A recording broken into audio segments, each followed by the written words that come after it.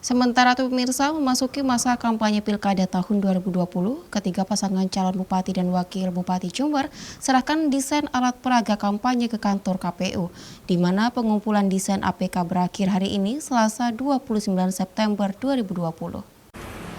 Memasuki hari terakhir pengumpulan desain alat peraga kampanye Pilkada Jember 2020, ketiga pasangan calon Bupati dan Wakil Bupati Jember menyerahkan APK kepada KPU Jember. Sesuai batas akhir pengumpulan, yakni hari ini Selasa tanggal 29 September 2020, sudah 95% desain APK telah diterima. Namun dari hasil pengumpulan APK kampanye nantinya akan dirapatkan oleh KPU dengan Bawaslu dan masing-masing tim pasangan calon.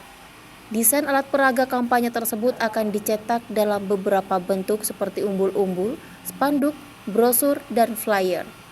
Ya, terkait dengan fasilitasi alat peraga kampanye sama bahan kampanye itu sudah kita sampaikan ya kepada masing-masing tim kampanye pasangan calon. Nah, kemudian masing-masing tim kampanye pasangan calon itu menyetorkan desain baik yang dalam bentuk APK maupun bahan kampanye. APK yang kita fasilitasi itu nanti ada baliho, spanduk, sama umbul-umbul. Nah, kalau untuk bahan kampanye yang kita fasilitasi ada flyer, ada pamflet, ada poster, gitu. Jadi ada beberapa bahan kampanye yang kita fasilitasi.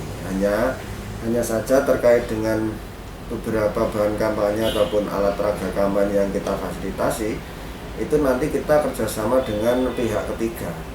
Ya, jadi prosesnya lelang di provinsi. Nah, untuk penyerahan desain itu kita batasi sampai tanggal 29 sampai hari ini. Sedangkan untuk pencetakan atau pembuatan alat peraga kampanye sendiri, KPU Jember akan bekerja sama dengan pihak ketiga, yakni melalui proses lelang di tingkat provinsi. Sehingga diharapkan untuk APK yang masih dilakukan revisi dapat segera diserahkan ke KPU Jember. Tim Liputan News FTV Jember melaporkan.